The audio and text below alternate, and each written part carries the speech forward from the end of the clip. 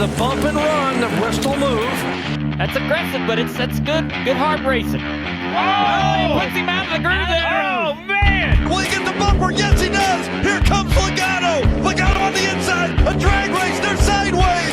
And it's going to be Logano getting the win. The back end of the 18. Kick out. Yeah, he got into it right there. Moved him out of the way. Just got the lead. It's almost too early to be racing that hard for the lead, wasn't it? Never too early to be racing for the lead. At Bristol. At Bristol. Man, this is one of the biggest wins of my career. It's the bump and run, Baby. Yeah, welcome to the Bump and Run podcast. I'm your host, Mike Z. White, joined by my two best friends, Matt the Statman Reilly and Eric Daytona Ron. Hope you guys had a great weekend. Hope you guys had yourselves a Tyler Reddick type of weekend. And not an Aaron Rodgers type of weekend, because Tyler Reddick was the big winner down in Kansas. Locking himself into the round of 12 in the NASCAR playoffs. Make sure you like, share, subscribe. Podcast available let's just face it, every Tuesday night now.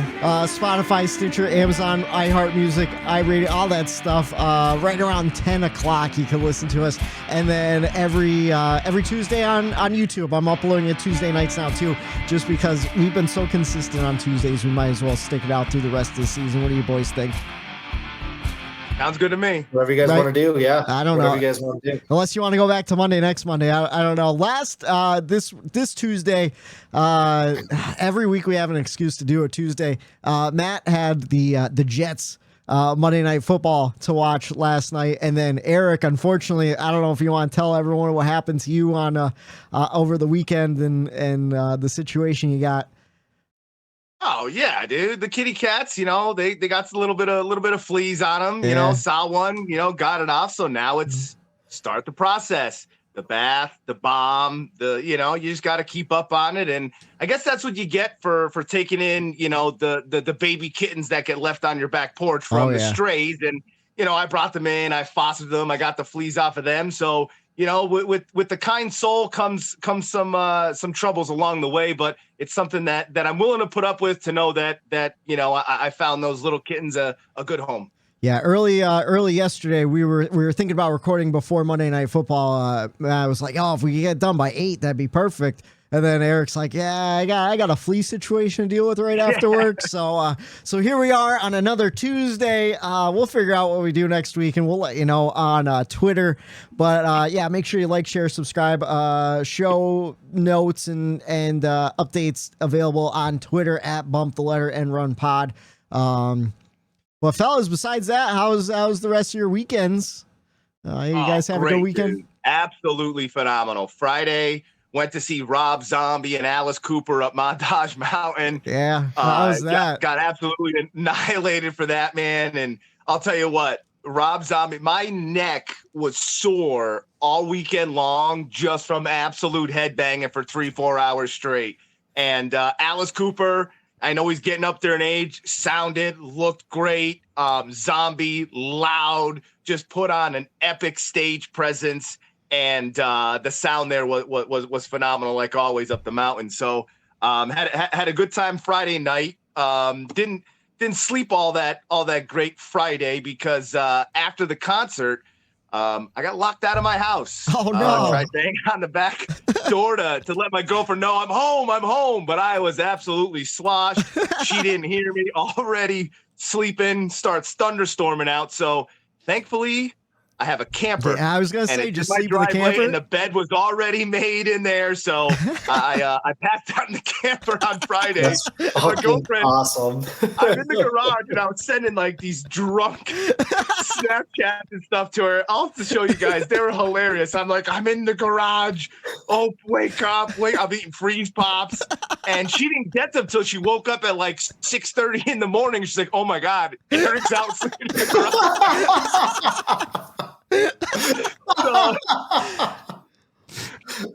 So Saturday was type of a recovery day, for most part. I was hurting pretty good from the show Friday night, and then Sunday, it was a slate of NFL football and racing. So it was a good weekend for my sports teams and for all of our teams. Actually, it actually turned out really well for all of us. So, man, that week one of everything merging together, college football, NFL, NASCAR playoffs, mentally, physically, I don't know if I was ready for it, boys. Like it drained me this weekend. My sports, I have no serotonin left in my body.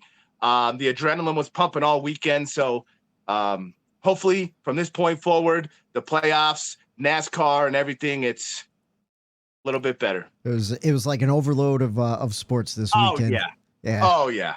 How about you, Matt? How was your weekend? That's how this time of year is. Like now that football's back, it's like there's one eye going this way, there's one eye going this way, and you're trying to consume everything at once. My weekend was the opposite of Eric. So I had I guess I don't know if it was the flu or COVID or whatever last week. So I was sick last week. That's why I missed the show. Apologize to you guys. Apologize to the listeners. But just was under the weather pretty much all last week. Just honestly through the weekend too. So I asked Steph last week. I was like, can we just play it like low key this weekend? I need the body to recover. We're heading into like you guys said, the playoffs. We've got football, hunting season's coming up. I want my body to be ready and to be right. So just took the weekend low key and recovered. Yeah, I don't give a shit about football, so it was just business as usual for me. You guys know how that goes.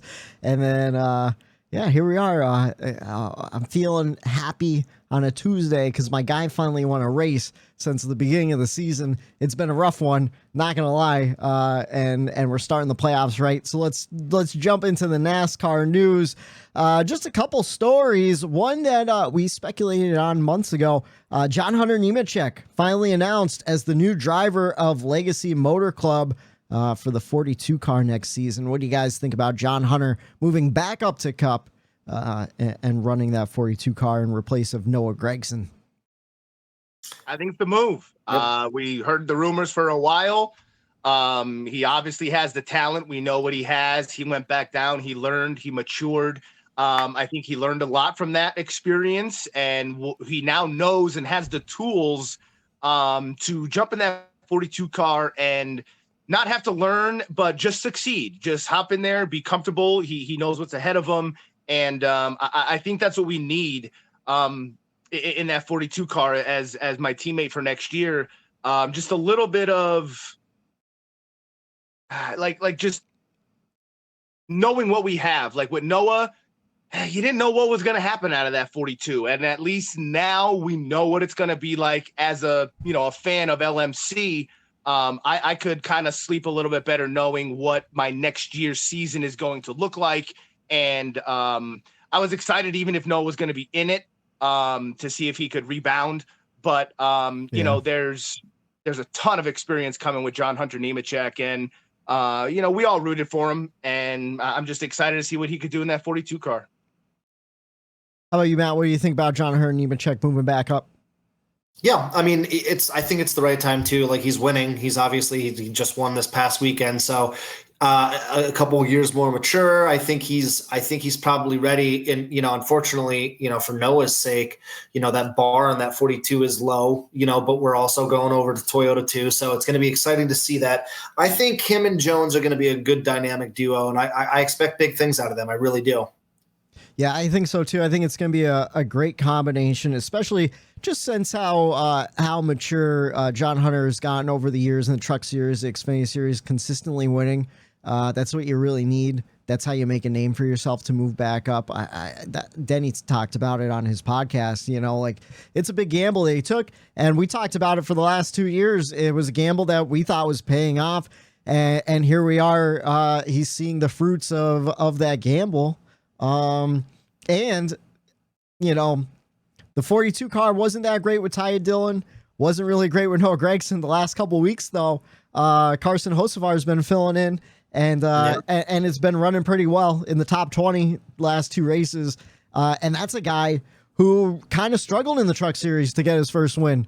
So now you have the guy that was taking wins away from him replacing Carson Hocevar for next season, and I think we're looking at a good lineup. The Toyotas are growing.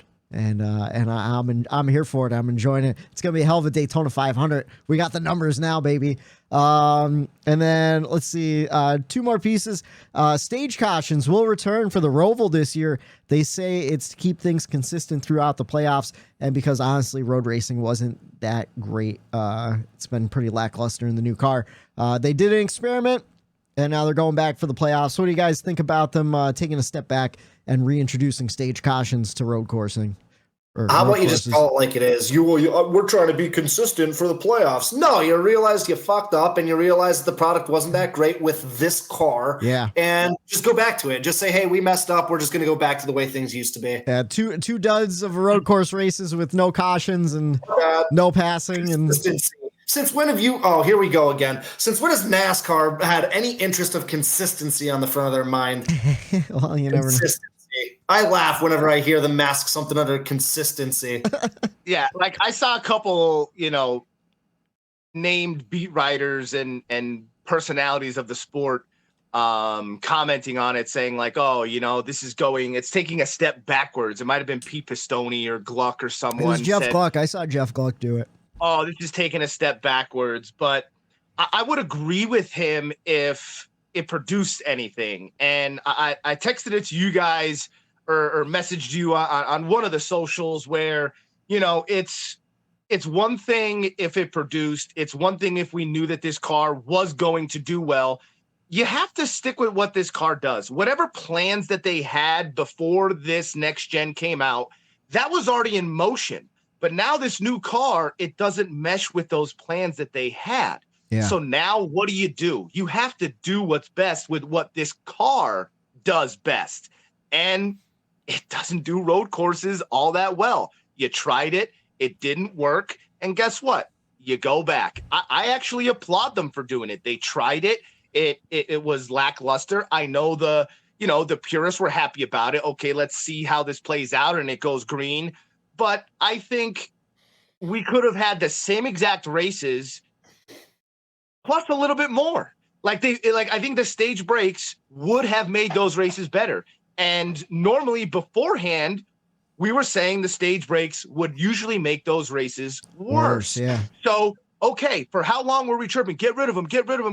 Well, we tried it, and it didn't produce. So, yeah, I'm perfectly fine with them going back if I'm being completely honest. And it does go to show that NASCAR, to an extent, is listening, to what the drivers and what fans are saying. So that is kind of a good, indicator there, because we're always saying, oh, do they even driver input? And what do the fans want? Well, they went the short track route. They went this route. They were trying that, but this car isn't producing. So I applaud them for stopping. And I hope they do stop even more to just do what this car does best. And they tend to, as we've been watching the sport for a while, they're not afraid to change some rules around and try stuff mid-season. And I think that is to our benefit they're always trying to put the best possible race out there for the fans to consume. And, I'm not going to complain about that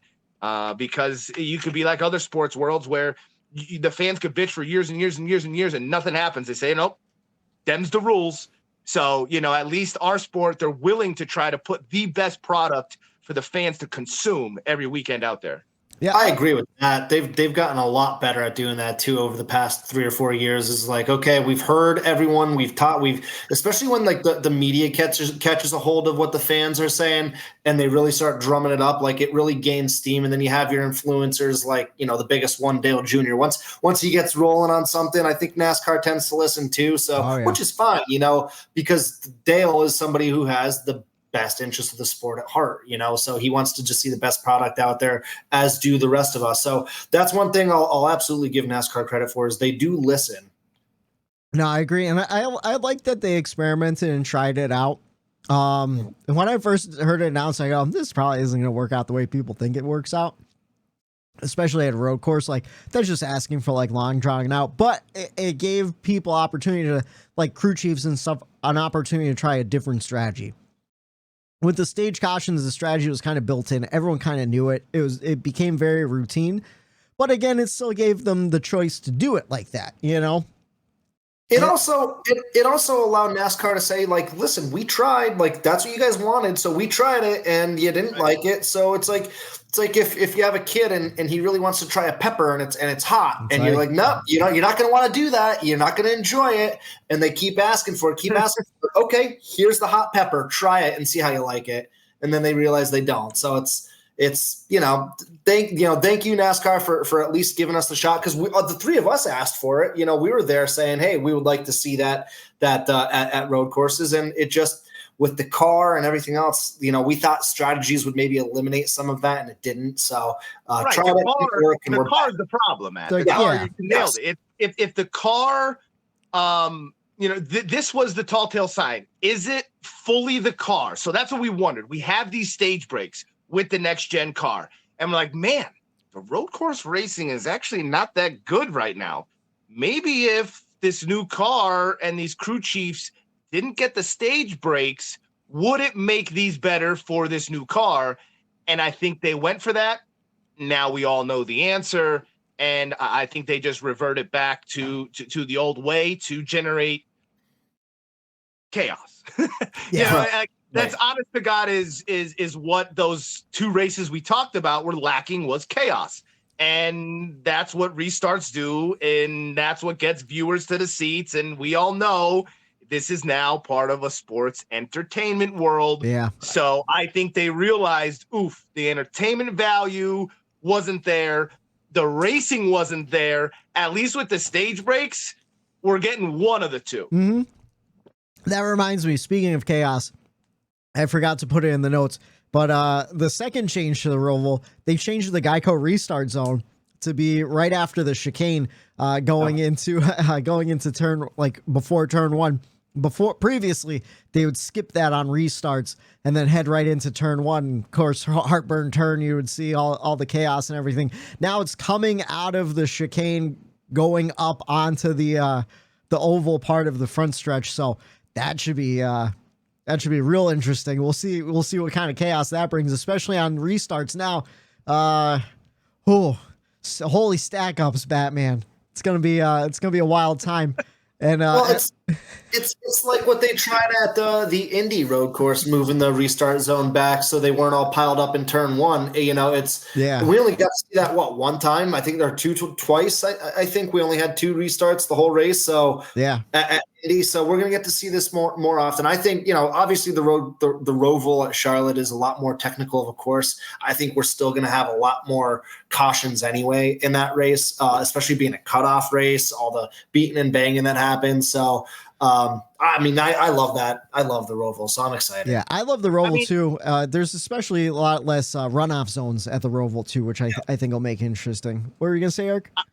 I like the fact that NASCAR didn't just say, they understand where and why the fans were asking for the no stages, because certain fans, us included, didn't like that much chaos into one, especially at the end of a race where deserving drivers will get shuffled out and screwed on points because, someone's dive bombing in there. So they took that into consideration when bringing these stages back by implementing the restart and moving that. Yeah. So that's them knowing why they got rid of the stages. So, okay, let's bring them back, but let's do it where we have the least amount of chaos as possible. We still need a little bit, but let's move the restart zone so we don't have the major chaos. So, I think that was their answer, to give a little bit of, both sides of that fan base that want and didn't want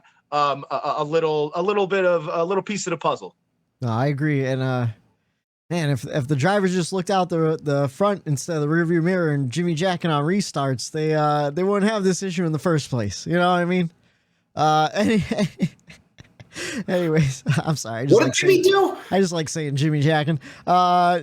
And then the last piece of news I have, Noah Gragson announced today that he's been reinstated by NASCAR. Now the search for a new team starts. We'll see where he ends up, whether it be in Cup, Xfinity.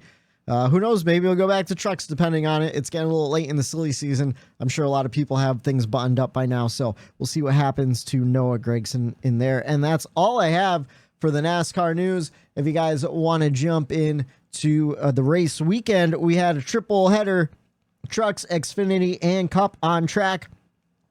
Christian Eckes won the truck race, kind of in the same dramatic fashion as the Sunday race, 3 wide for the lead and the win there in overtime. I think it was overtime. I can't remember. I woke up just in time to see the end. I was snoozing and dozing off in the middle of it because, man, Friday night 9 o'clock starts. Man, truck series, you're killing me. I'm too old.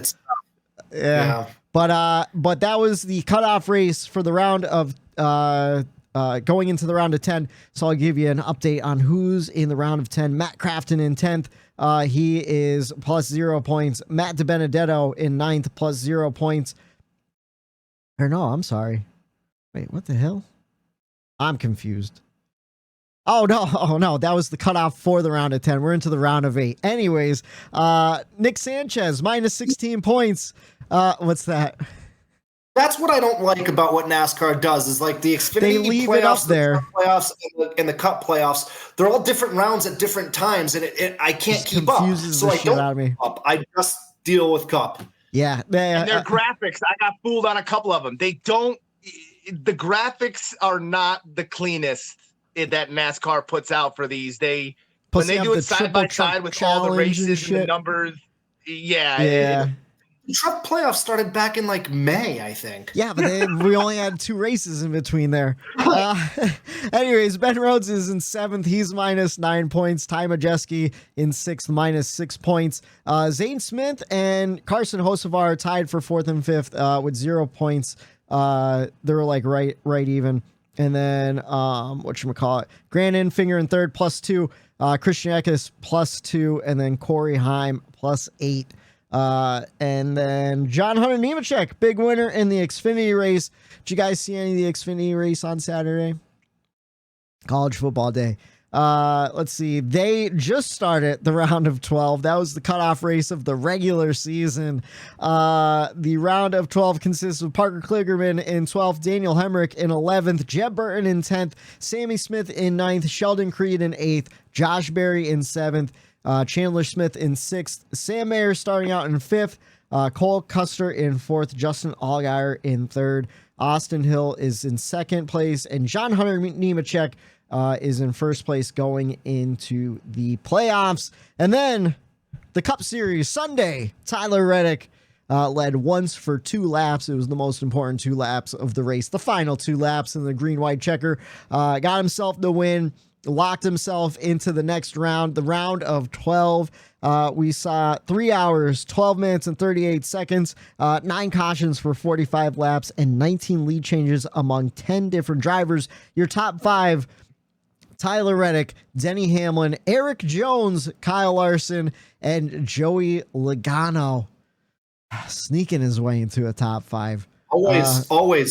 That's he will quietly win another championship. This is how he does it. Just keeping himself alive. I've been saying it all year, and it just drives me nuts. He was 15th going into that pit stop, I think. And that's where he was all day. That's where he was. Yep. There's 2 guys that know how to navigate the NASCAR playoffs perfectly. One is Joey Logano, and the other I will talk about in a little bit. All right. Well, let's get into the race grades. Matt, do you want to go? Eric, you want to go first? We'll give it to Eric first, I think. Yeah, I'll go. I thought the race, I gave it a B. I thought the racing was good, like normal. Second stage going into third. First stage was Kyle Larson show with the drama of Truex. Obviously that was the main thing that was talked about from, that point forward, because Larson was in front kind of running away with it. And, the drama of the playoff drivers, that's where it kind of came to my B grade, was the fact that, there were issues. And from that point forward in the race, my focus was on can and who will capitalize on the mistakes of Truex and Bubba and the likes of these playoff contenders. So was it a knockout home run of a race? No. But just like Darlington, just like Daytona, this race had its own animals come out that these drivers had to deal with.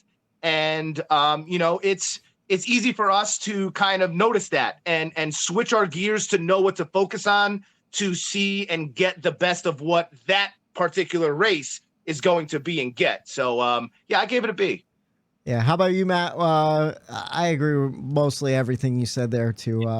Yeah, I'm going to mirror everything Eric just said. I also gave it a B too. It was a good race. That's as much as there really wasn't much coming out of it, there was still, it was kind of a race of attrition though. You had, for at least our playoff drivers, you had Marty going down on lap 4 with the tire, which was just detrimental. I know we're going to get into that in a little bit, but and just like seeing some troubles, Kyle Larson on pit road with Chase and there was other things that was going on as well. So, this is the time of year where one little mistake could make or break your season. So, just that alone, just the playoff drama and what's going to happen. Is there going to be another playoff driver that something happens? Bubba had problems, all this. So, that's at this time of year, that's where the storylines come from. Maybe not necessarily if we're not looking at a great race, we've still got that undertone of playoff drama, which is, again, what makes the playoffs so great. So, I gave it a B as well. Yeah, and I agree. I gave it a B+ because my guy won, and I told you last week on the podcast to bet on Tyler Reddick. He won, and I won fantasy. So Matt told me we got the trifecta. My driver won, I picked the race winner, and I won fantasy. So that was the first time I think that ever happened. Hat trick. Got the hat trick, baby. But yeah, I agree. What did it press? I pressed something with my stupid shenanigans. Oh no. Well, you're still going on my end, so I think we're good. Anyways, I gave it a B+. I agree with pretty much everything you guys. If you're not watching on YouTube, you're missing out on the shenanigans. I pretty much echo the same thing. And I thought the racing was really good. I thought everything was interesting. There was good battles throughout the field and stuff. Larson kind of ran away with it at the end or in the beginning there. Denny ran away with it a little bit in the middle. Brad Keselowski was in the mix for a little bit there too. And then we had that late race caution and kind of all sorts of things kind of got thrown out. You had guys on 2 tires. You guys had on no tires, 4 tire strategies, seeing what would play out. You saw the crazy restart where Denny Hamlin was, I guess, like looking in his rearview mirror. I think we'll touch on that. And then, all the playoff implications. Who would have thought Martin Truex Jr. would be in the holies, and I'll expand on that in a little bit. But yeah, just B+, solid race, good playoff race, drama show. I thought it was good. How about you guys want to jump into the checkers and records? We're kind of flying through this show a little bit. But yeah. 40 wide for the lead. 1 lap to go. It's this week's checkers and wreckers.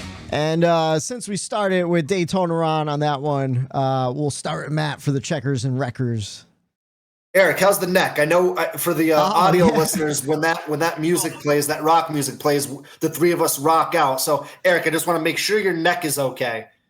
I actually regretted doing it, Matt. I went down, go like this. I go, why the hell are you doing this right now? I totally regretted doing it.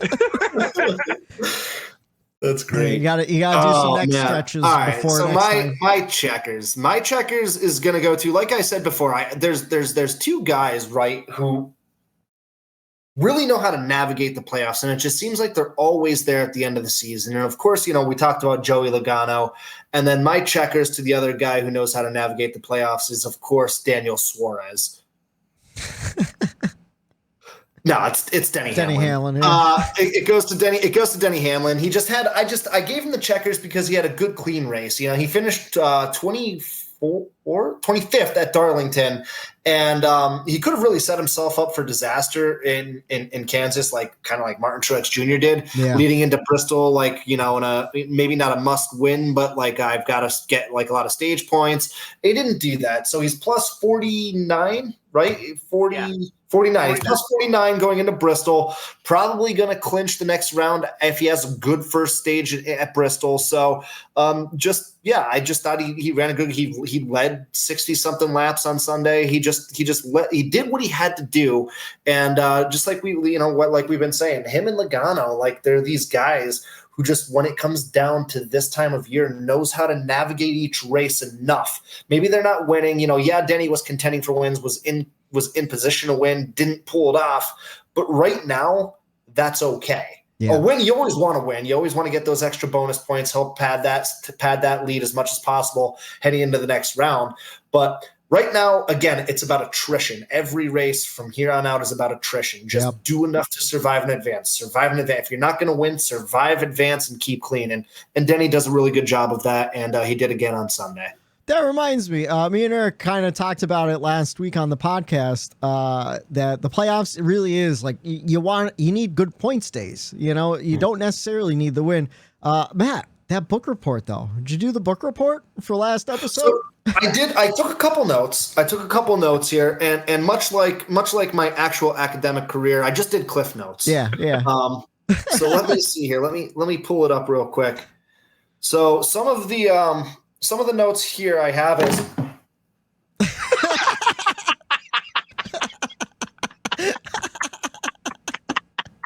For the people listening at home, Matt just ran off camera. All right, Eric, how about you? What's your checkers and wreckers for the? He's gone. He didn't do it, Whitey. He didn't do it. No. How about your wreckers, Matt? What is your record? That was great.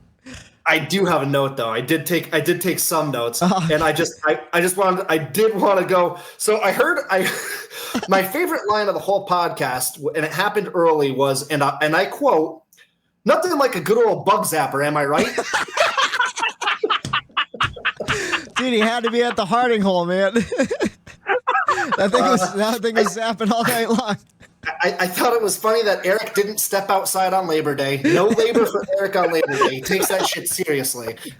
It's true. Labor all year. And Whitey with the homer pick, and it paid off. So those are some of my cliff notes from last week. All right, sounds good. That's a great book report. That was good, man. That was good. All right. My records goes to, speaking of homer pick, my records goes to the guy that's on my hat and on my chest, Chase Elliott.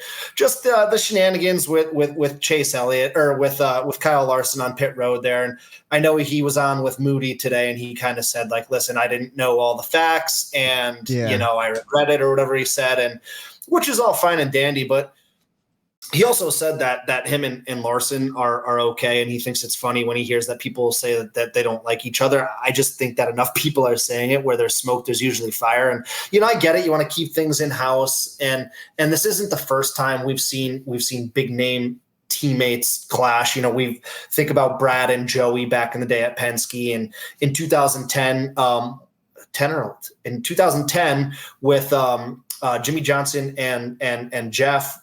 Again, Hendrick Motorsports, Carl Edwards. Yeah, Kenseth and Carl Edwards. So you have some of these, Judas and Jesus Christ. You have some of these inner team turmoils that you're going to have, and you just gotta build upon it. I think they should have kept it in house, which they largely did, but it's starting to spill over a little bit. I saw what I saw on Sunday with. You can't blame the Larson. He had to make an evasive maneuver, a defensive maneuver on pit road, leaving pit road, and he accidentally got into Chase, which happens to be his teammate. And I just think Chase rubbing him back on the side, there was probably a little bit more pent up frustration than he's letting on.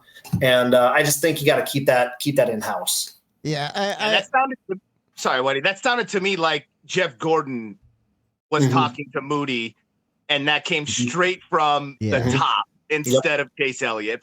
Like, I know you saying the clip, and I'm like, this just sounds like what Jeff Gordon told him to say. Yes. Yeah.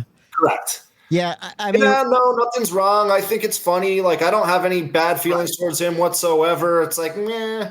I don't know if we ever talked about it on the podcast, but I know for a fact we've talked about it for a long time now.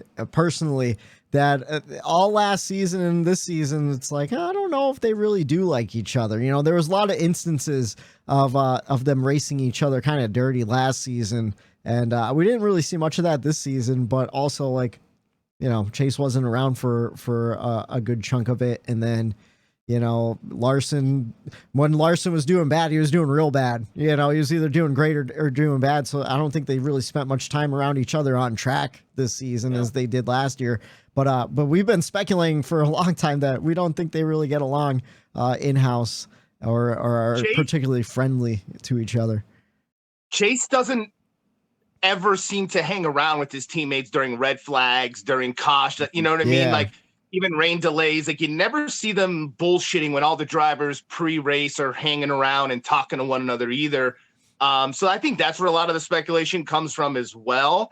But man, like besides the racing and everything, Matt, I think there's something up with Chase, dude. Yeah, like, I don't know what it is. So you start like, you got to put this whole situation, what happened on Sunday, into context, because if you don't know, if you live under a rock, Chase Elliott obviously broke his leg, missed the first portion of the season, came back, and now you're behind the 8 ball, right? Now, Larson already won the championship. He's already being talked about more. You know, that is already weighing on him. Now you have to produce on the racetrack. And that's what Chase usually like holds himself to. He doesn't necessarily care about the noise. I agree with that statement.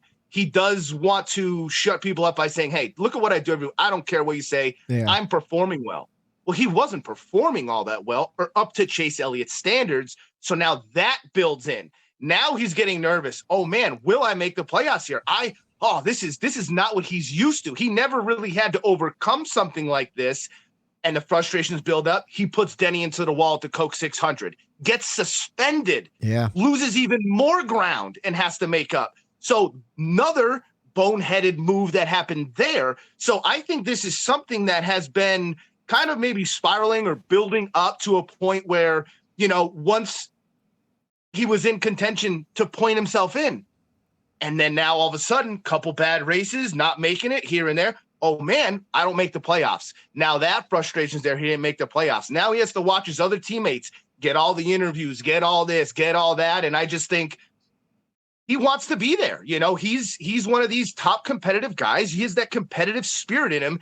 And I think it really is eating at him. I think it hurts him that he didn't make the playoffs. I think it's something that we talk about, you know, Noah Gragson, Bubba Wallace, having to mentally get through some of these hard times and really be able to put them aside and put them behind you and kind of continue and move forward.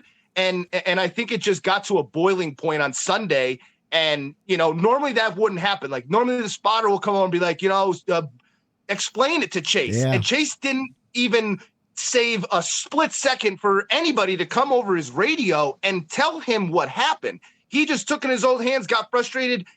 And you just don't do that. To me, him doing that tells me that there's still something up that's bothering him or irritating him. And I know it's obviously missing the playoffs and stuff, but Chase has to shake this before next season. And, you know, I still do believe there is something between him and Larson that they really they don't have to be best friends. And I think that is where that little 2-minute clip from Moody, why it felt like it came from Gordon in the top. You know what I mean? It just felt like, hey, you don't have to be best friends. Yeah. But in the public eye and everything out here, we're racing for championships. You kind of have to just put a smile on and keep moving forward. So I'm not overly concerned for Chase, but it is something that I guess the whole NASCAR world, because he is the face of our sport, is gonna have to. He's gonna have to own up to it or change and go through it. So all eyes will be on him. Yeah, I've noticed it all year, really, that he's just been salty. His interviews have been like, he's just had an attitude, you know, and we forget how young these guys are too. Not that that's an excuse or anything, but fuck, when we were in our mid-20s, like, you know, you stick a microphone in our faces on a bad day and what's going to come out of our mouths, you know, but I get it. They've got to help hold themselves to a higher standard with all the money that's getting poured in from sponsors and team owners and everything else. So, he's just been testy. And, you know, we were, the three of us off air, we're just talking about how stress affects people differently and how you just got to watch, you know, It's been a bad season. It's been a bad year for him. Yeah. And you have everything with the broken leg and then the suspension because of, again, a bad decision that he made on the racetrack. And that's not the Chase that I think we've all come to know as a racer. And I just think he's letting the best get to him this year. And he needs the offseason. He needs to hit the reset button, and he just needs to step away and just woosah, because it's all okay. He has himself, he's a champion. He's a champion in our league. He holds himself to that expectation. His fans, the sport, everyone else holds him to those high expectations. He's not meeting them this year, and the stress of that has got to be tough to deal with. But on the bright side, he did have a 6th place finish at Kansas. Ended the day pretty well. So, things are looking up a little bit. His performance the last couple of weeks, I feel like, has been improving. So yeah, I think maybe even a little bit of missing the playoffs helped take away some of that pressure too. And now it's just like, I just have to go out and perform week to week, I don't know. It is interesting, especially like we don't know what's going through his head. We don't know exactly. We're just speculating as fans. But it definitely did seem a little out of character for Chase. I think it's just adversity. It's in his whole career. When has he ever really had to, he's been best equipment, always ran up front, always contended for wins, always making the playoffs, winning championships.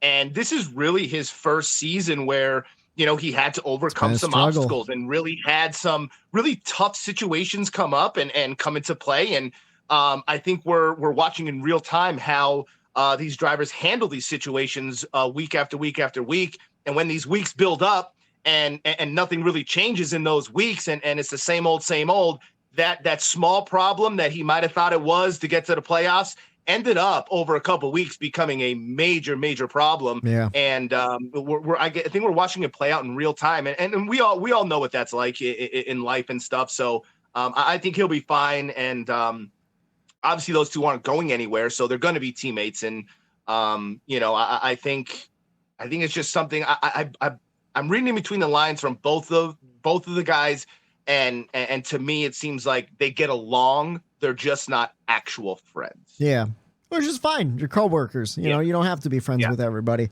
How about your checkers and wreckers, Eric? What was your checkers and wreckers for the week? I went opposite of Matt. I wrecked Denny Hamlin. Okay. For the pure fact that everything that Matt said was correct. But all of what Matt said was on the line in that last restart. Yeah.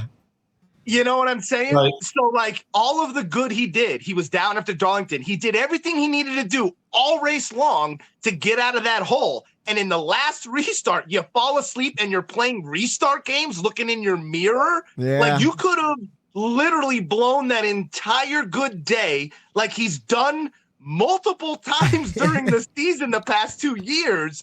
And it's like, Denny, you haven't won a championship yet. You're currently in second place. You're running great. You built a points lead. Your driver's about to win. What are you doing? Like, to me, it seemed like, yes, I get it. But at the same time, I think he lost track of the big picture and was only looking at what was, well, he wasn't looking at what was in front of him. Was getting that race win. And, to play a little bit of restart games, we know it happens. We talk about it. They tend to choke up. And, his explanation was right. And I agree with him. He didn't want Larson to get a run on him or anybody to choke back up so that they could move and let them battle. And, to me, it was too big of a risk and a gamble for what he already gained. Yeah. So that's why I kind of wrecked Denny for just kind of bring the car home, bring it home third, bring it home fifth. Like, that's your day is done at that point. My checkers, I got to give it to my boy, hometown EJ. We know he gets absolutely shit from the manufacturers. Moody even said it. A caller was talking about it, and Moody was praising me. He's like, those boys over there are starting 2 laps down even before they get off the hauler. Yeah. With the resources and the stuff they're getting there to replace a transaxle, and he barely made the start of the race. Yeah. To get that car out on the racetrack. And to run in the top 10 all day and come home P3, opportunity to win at the end of the day. I was nervous as hell, Whitey, not to see my driver win. last year's win, I'm over my anxiety over that is kind of, okay, he got the job done. Yeah. The wins will come from that point forward. I wasn't nervous about the win. I was nervous he was going to fuck up your day, to be honest, dude. I'm like, don't do anything stupid where you slide up in front of the 45. Yeah. You're up there with these playoff drivers, EJ. Don't be that guy that I have to wreck you because I bitch at these other guys for getting in the way of these playoff drivers and racing them hard, Newman. Yeah. It's just like, don't be that guy, EJ. And he wasn't, what I mean? He raced the boys clean and he kept it off, the wall there at the end when Logano pressed him. And that was the move. When Logano squeezed him up towards the wall, that slowed both of them down and gave that inside opportunity for Reddick to shoot it down. And, that to me was an awesome race winning move. And I was happy to see it. I was happy to see he didn't cause any turmoil at the end. And, to come home P3, it just really shows that he has the drive and the passion in this team. They're not giving up. And whenever your team doesn't give up and they drive and they still try to go out there and give it their best, it makes you feel good going forward. So I had to give it to hometown checkers here to EJ. Yeah. EJ, this is going to be stick with me for a second here, just a comparison. And I know it's going to sound wild, because one is a future NASCAR Hall of Famer and one is not yet. EJ reminds me a little bit of Kurt Busch because he gets in the equipment and he's better than the equipment. He is. You think about what he's done the past couple of years since leaving Gibbs, and he's outperformed that equipment in every place he's been. Yep. So, and you gotta love that, man. Like that's what you want in a driver. And so to see him do that, I mean, he's been racing. Eric, what are the stats the last handful of races for him? So out of the last 11 or 12 races, Moody said it was the last 11 or 12 races, he was 11th or better in 7 of those races. So these last 12 races, he's really, and that team they got it together, and I think it has a lot to do with no mistakes. Slow pit stops here and there. I know I irritate you guys every week. I bitch about it in the text group or whatever. But he qualifies shitty, so he gets a shitty pit selection, and he'll race his way up into the top 10, top 15.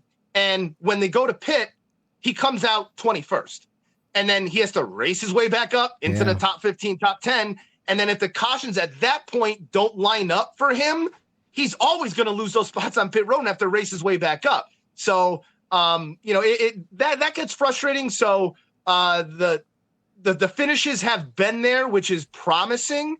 I'm just waiting for him to get in that Toyota. Yeah. To Matt's point too, I think that's a great comparison.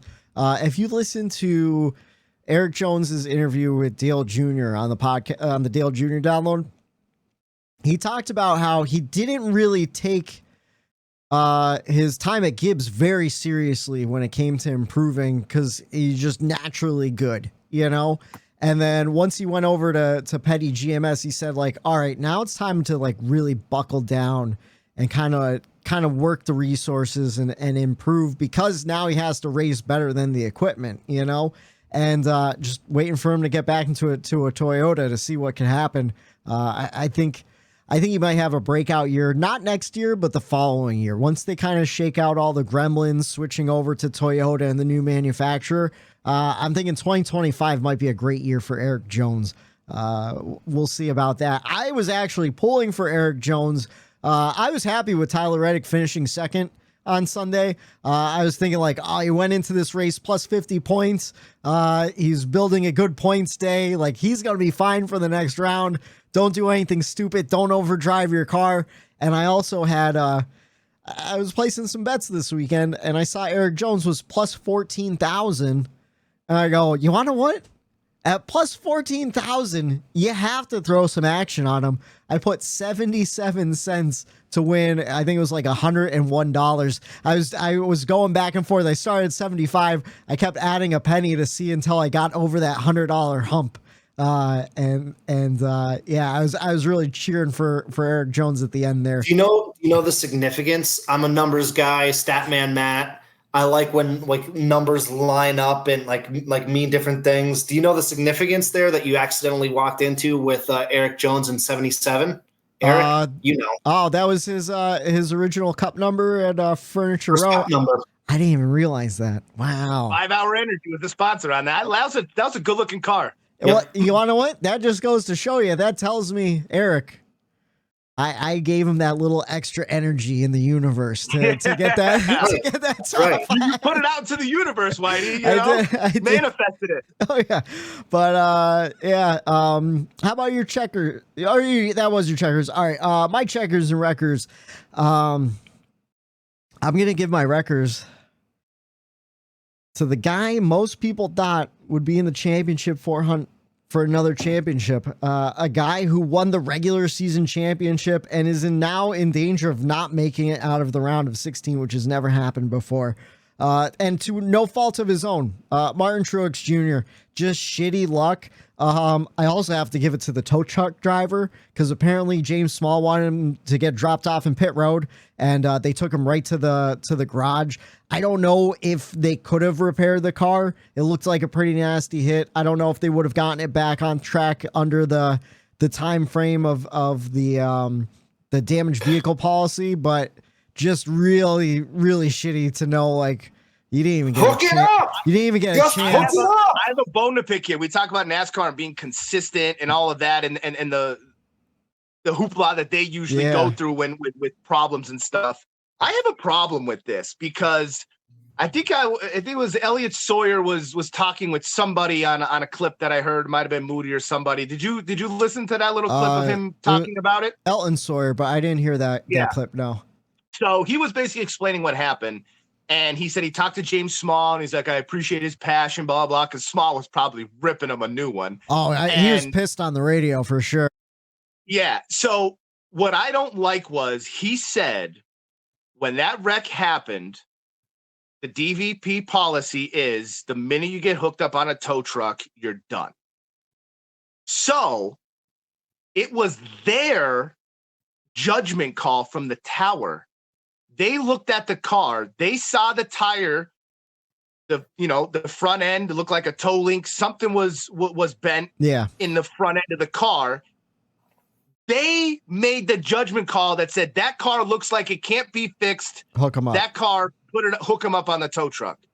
I didn't like that. That means in any kind of accident, that was NASCAR could be like, nope, your car that's wrecked. Get him on the tow truck. Yeah. It was almost NASCAR's decision. Like, I think that's where James Small got mad. Like, hey, how are you able to know that? You don't know if that car was repairable or not. People fix toe links all the time. Let us give us that 7 minutes to assess my car. And they didn't give them that 7 minutes to assess that car. And I agree with NASCAR where this is where it's like there's nothing you could do. Yeah.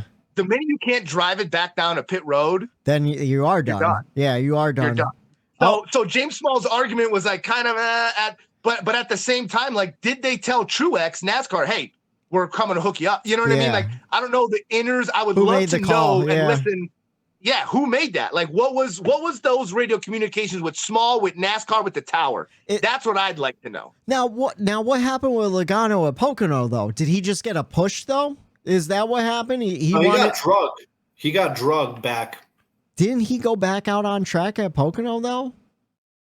And then he made a couple laps, and then his day was over anyways. I don't know. Oh yeah. Or was he did go back out, Whitey? I think you're right. I want to say you're right too. Yeah. I'm gonna have to go. I don't. That's what I'm saying. NASCAR, like, what are you doing? Like, how is that? I don't know. Or did he get a push? I was always under the impression that once you're hooked up, that's it for you. Or was Logano saying, don't hook it up, just give me a push? I can't remember. No, he was going, hook it up, you stupid sons of bitches. Just hook it up. Hook it up. Man, you want to know what? I don't want to talk how I turn on the podcast because I'm not sure if for sure. If anyone that's listening knows, give us a comment below and let us know what the hell happened. Ray Scrub, you're a good resource of information, man. If you're listening this week, let us know. I can't remember. I'm going to go back after the podcast and watch anyways, but still. And my checkers, I gave my records to the guy most people thought would be in the championship for. My checkers goes to the guy most people didn't even think would get out of the round of 16. A lot of people had him getting dropped out in the first round. Last week, he played the points game, moved from 10th to 3rd with a second place finish at Darlington, and then he goes on to back it up with a win at Kansas. My man, Tyler Reddick, TR45, catching fire just at the right time, the beginning of the playoffs. I believed, God damn it. I appreciate it, Matt. I tell you what, we all knew someone would get dropped out of the round of 12. It wasn't going to be as easy as the bottom 4 just getting knocked out real early. Who would have thought though that it would be Martin Truex Jr.? You know, I said it was going to be a Toyota. I didn't pick the right Toyota. Yeah, we thought it was going to be Bell. What happened again with his speed? He's on the pole, and what happened to him during that race? I knew it. The vibe was there. I didn't have the right Toyota.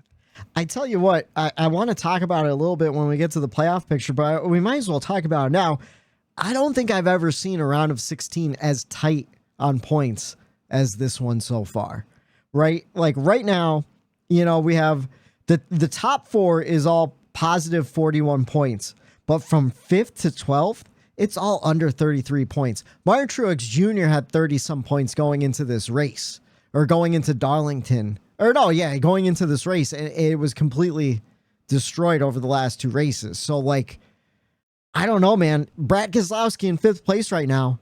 If he has a bad Bristol and Truex wins the race, like he could get knocked out, like if he wrecks out on lap 1, like this playoff has been insane so far.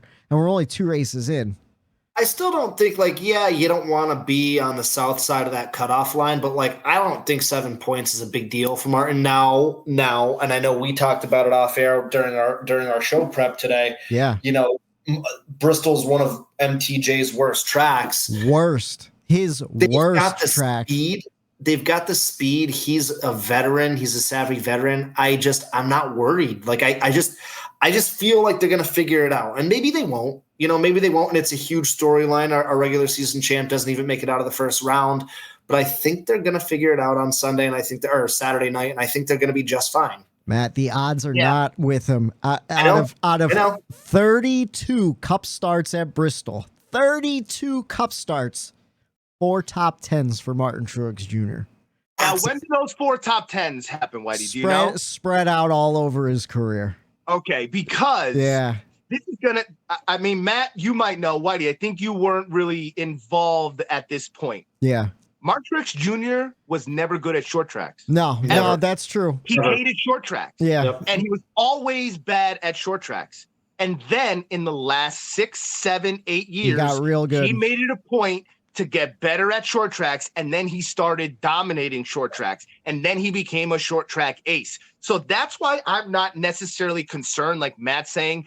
If this is a Truex of the last 2 years where the speed wasn't there, something was off with him, he's not the normal Truex, I would be concerned. The speed that's in this car this year, the wins that came from that car this year, and just Toyota in general with the speed that they have, it makes me a little less nervous for him to make it out. And like Matt said, +7, how tight everyone is.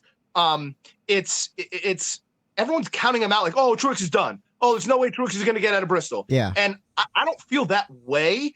But I also wouldn't give 2 shits if he doesn't make it out of Bristol. Like people I'm seeing on the internet already saying change the playoff format. Yeah. And I'm like, shut up. Yeah. This is playoffs. This is what happens in playoffs. Everybody in the sports world looks forward to their playoffs. Yep. Every sport looks forward to the playoffs. And guess what happens every year? In hockey, #1 seed Tampa Bay Lightning. They lost only 3 games all year, out in the first round. Boo-hoo. You don't see them crying saying change the way the playoffs are. Yeah. No, it happens. You had a shitty first round, and now you're out. You won the regular season championship. Football terms. You won your division. You made it to the playoffs. You lost. Still a good season. Yeah. Still, something to hang your hat on. But at the end of the day, you didn't get it done when you needed to get it done. So I'm perfectly fine if our regular season champion doesn't make it. And I've stated in the past that if they didn't crown a regular season champion, it would irritate me a little bit more. Yeah. But I'm glad that they do acknowledge that you were a regular season champion. Give him kind of an attaboy for what he did there over 26 races, because how do you judge somebody on 3 races that just happened? You know what I'm saying? Especially in our sport, where it's completely out of Martin Truex Jr.'s hands with what happened to him at Kansas. So our sport's a little different in that aspect. Yeah. But I don't think you should change, or people are just shut up. And to that point, like, you get the reward of 10 extra playoff points to help kind of carry, or it's 15 now. Yeah. Sure, okay. yeah. So you get that extra 15 playoff points to help carry you through. I mean, you had 2 real shitty races right in a row. You burned up all your points. Like, that's the name of the game. You know, that's what makes it exciting. You know, I heard a lot of people say, like, oh, well, the playoffs are better with Martin Truex Jr. in them. I agree. But again, like, playoffs be good with Dale Earnhardt Jr. in them too, but guess what? That's not reality. Yeah, exactly. And I think it's interesting. It makes for an interesting storyline to talk about, where it's like, man, what could have been with Martin Truex Jr., but he had 2 shitty races right in a row. Wrecked on lap 3. And now, you know? and now that storyline opens up another storyline. Who gets maybe in? Somebody that wasn't going to make it in, now they have a shot. Yeah. They're in the second round because he's not in there. So now that could be a storyline of who could, like I said, you have to take advantage of this. And that 22 takes advantage of it. So, you know, you look at Ricky Stenhouse, who has multiple top 10s here at Bristol in the last couple starts he's had here. What if Ricky Stenhouse goes out and finishes P2, contends for a win, and some of these other guys falter? You don't know. Yeah. You just don't know. And that's what playoffs are about, the unknown. You, like, if everyone knew, okay, Truex is going to make it through, Larson's going to make it through, Slick Willie's going to make it through, Denny Hamlin's going to make it through. Yep. Like, what's the point in that? Where is the unknowns coming from? And that's what playoffs are about, is the unknown and the unexpected.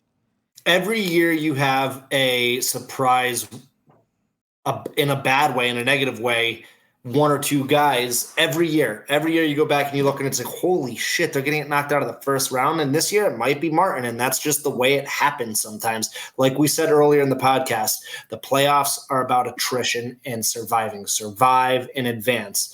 And you had a great first 26 races of the season, but now it counts. And if you can't put it together in 3 races, then so sorry, on to the next one. And that's coming from a guy who is a closet Martin Truex Jr. fan. Like, I love Marty.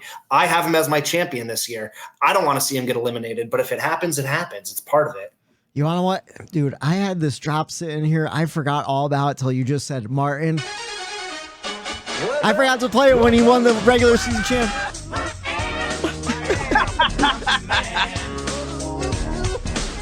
Martin's struggling. Guess what? By you playing that, you once again put it out to the universe. Yeah, we'll see what happens. Truex is making it out. He's making it out of the round. He'll point his way out. You know what's going to happen? Harvick or Logano, one of these guys lower in the points, going to get taken out real early in the race, and Marty is he's going to make up 15 points that he needs in position. He's going to finish. He's going to finish. What was his old DEI number? Was it 1? Yeah. Was he in the 1? Who's that? I was going to say he's going to finish in whatever his old DEI car number was. That was the position he was going to finish in, but I don't think he's going to win. But you never know. I don't know. That's the exciting thing about it, though. Whatchamacallit? There was another point to Martin Truex Jr. I'll tell you what, Whitey. You know what is going to happen? I threw off my rhythm. What's up? Stuart Haas. They're gonna pull something to get Harvick out of that bottom half of these standings here to get him up. So everyone out there, Whitey has kind of a tinfoil hat thing going these last couple weeks here with the 14. Well, you know, we could talk about what happened with him. He just shut his car off and it magically turned back on, and Harvick comes out P2. So I know, Whitey, we were texting about this, so I don't know if you want to enhance on it here and kind of give a little explanation. I completely forgot about it, but I do believe Stuart Haas Racing is playing games with other Ford drivers to keep Kevin Harvick alive. During Darlington, Ryan Newman lapped down battling Tyler Reddick for the lead way harder than he needed to. He was already a lap down. He was going 2 laps down. And apparently Billy Scott sent someone down to the pit box of the 51 car to see what the hell was going on. And Reddick claims there was a Stuart Haas Racing team member over there. And then this week, fucking Chase Briscoe just shuts his engine off and then gets it fired back up. I know you have to cycle and everything, but it looked a little suspicious that, you know, Harvick went from like 13th to 5th during that time. And I don't know, things are just looking a little messy, but we are getting short on time. Fellas, is there anything else you have to talk about the race? I mean, Bubba Wallace had his issue with his tire going down. That set him back in the points pretty badly. Try and think of any other. I felt bad for him, man. He had a car to win that race, and you know it's a shame when you know, just like Marty, it's out of your hands. Like he didn't. It's a shame. I always feel bad for drivers when they don't even have the opportunity to go out there and try to race for the win. So I was kind of devastated for Bubba there, because another opportunity for him to go shut the haters up and prove it on the racetrack. Yep. And it's just a shame that he didn't have that opportunity. And I know, Whitey, you got a little nervous too. And I was kind of questioning it because the car setups were similar amongst those. So they were kind of saying like, hey, is my right rear going to go down? So Reddick was nervous I was actually excited. Yeah, I was excited though for once to see tire wear played a big role, where, you know, drivers, they had to manage that. They had to manage that right rear tire. And if you ran too hard, and I'll tell you what, it was hilarious. You texted Whitey, you're like, oh, our crew chief said, you know, our setups are similar. Like, back it down, save your right rear. Yeah. The next 2 laps, he drove it harder into the turn and took the lead. And I'm like, he didn't listen to anything his crew chief just told him. Sorry, radio's not working. Well, no. So for a good 15, like after Bubba's tire went down, he was like, what do I need to do? Like, should I be nervous? So like, yeah, actually you should be nervous. Don't push it 100% in the corners. Like, take it easy in the corners. And literally every corner up until that last restart, they're back it down in the corners. Don't push it too hard. Back it down in the corners. Don't push it too hard. So my heart, like the whole time, like, just finish second. That's all you need. And then he had 4 new tires though. Like at that point, you're like, fire it on in. And what a move that was. 3 wide for the lead, going into the white flag there. Just absolutely amazing. I don't know how he pulled it off too, because like he dove down kind of late in the apex of the front stretch there, and he just shot right back up. And apparently he doesn't know how he did it either. He blacked out during the whole entire thing, just adrenaline pumping.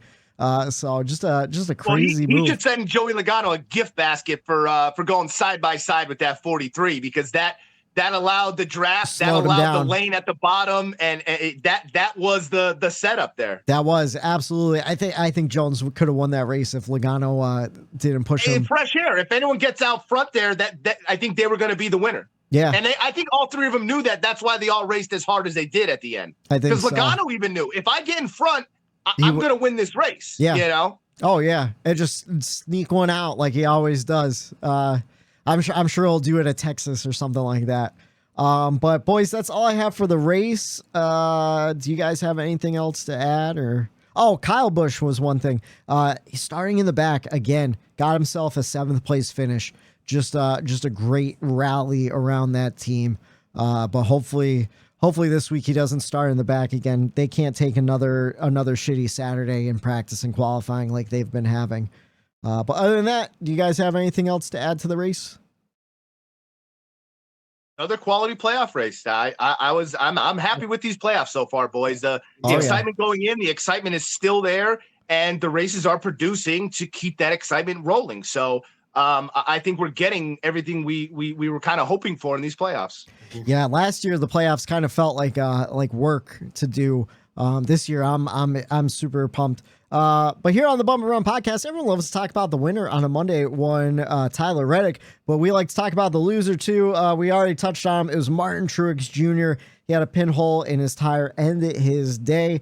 But now we have a new race to look forward to. Marty, you gotta come back with me. Where? The next NASCAR Cup race. It's the weekend preview. And we are heading to the last great Coliseum, Bristol, baby. Trucks on track Thursday night, 9 p.m. on FS1 for the UNHO 200 presented by Ohio Logistics. Xfinity on track Friday night, 7:30 on USA for the Food City 300. And then Cup on track Saturday night, 7:30 on USA for the Bass Pro Shops night race. I'm excited. Love night racing. Love short track racing.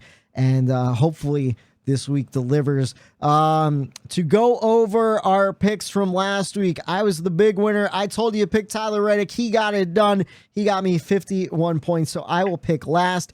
Matt, you picked William Byron. He got you 22 points, so you will pick second. And then Eric, you picked Bubba Wallace. It was looking like a great pick at first until that tire. He got you 14 points, so you pick first going into Bristol. Who do you got? Well, I'll tell you what. I think there's somebody in these playoffs that kind of is floating under the radar. No one's really talking about him, and that's kind of strange because the person that they're not talking about is a champion of our sport. Okay. Is somebody that loves Bristol, and someone that could use a boost in the playoffs. And to me, I think there's no one out there in the field that has a better shot to win than the 8 of Kyle motherfucking Busch. Okay, I like it. I like it. We'll see if he has issues on practicing qualifying on Friday, but I think it's a good pick. How about you, Matt? Who are you going with? Mine's easy, man. I'm going to take somebody who's hot coming into the playoffs, somebody who I still believe has momentum and speed week in and week out. I'm taking that 17 Fastenal Ford with Chris Buescher all the way to the promised land on Saturday night. Yeah. I really, really like him a lot. I wanted to pick him too. He won here last year in the playoffs when he wasn't in the playoffs. I know he's quieted it down the last 2 weeks, but I think that's a good pick. And now I'm left without a pick. I don't know who I want to go with. So you want to what? I'm gonna say that you might as well pick Joey Logano because you know he's gonna get a top fucking 5 at least. I mean, that is true. And you want to what? Well, Penske's been good at drafting type tracks, large tracks. I don't know how good he's been at short track with the short track. I wanted to go like Matt was right. Buescher went for. I almost went with Brad too because I know Brad could he's up there, in points where he doesn't have to really battle, so he might be calmer. He might actually have what it takes, and his team won there last year. I think Fords are good, and I also thought Harvick. Whitey, I looked into what you were saying. Harvick loves Bristol. He's good there. I've seen him win there. Yeah. It was toss up, but I think Kyle Busch is sneaking by here way too quiet, and it's going to be his week to pop. Yeah, I think Harvick is going to have a good showing at Bristol. He always does for the most part. Man, something's pulling me towards William. Something's pulling me towards William Byron too, though. How good has William Byron been this season? I don't know if Ford's gonna. Man, he didn't do shit at Kansas though. Hey, hold on. Give me a second. I gotta turn the TV on. Give me William Byron for the win. We'll see how he does. We're 2 races into the 2023 playoffs. Here's your playoff picture. Michael McDowell in 16th. He's minus 40 points. He needs a win. Ricky Stenhouse Jr. minus 22 points. It basically needs a win. In 14th, Bubba Wallace minus 19th. And then in 13th, Martin Truex Jr. minus 7. What's that? What are you guys? You're making faces. What's going on? William Byron? William Byron? What? That's who you went with after all that deliberation? At Bristol? Yeah. 15 minutes to make a selection. You went with William Byron? Well, because in the back of my head, I was like, all right, well, it's a short track. It's got the low downforce package. He won the last road course at Watkins Glen. He's been pretty consistent on short tracks and road courses. I have another stat for you. Outside of Kyle Larson last year, there's been no Chevys to win at Bristol since 2017. Really? Too late, man. You made the pick. All right, then you want to I what? already have it written down. Well, you want to what? If you did your job, stat man, Matt, and gave us some shit going into this betting segment, and make things a little bit easier. You're cutting into that lead too much. He's leaving you hanging. He doesn't want to give you any ammo. That's what it is. You want to what? For fantasy, I did the Whitey speed score this week. I didn't tell any of you bastards because we're all battling.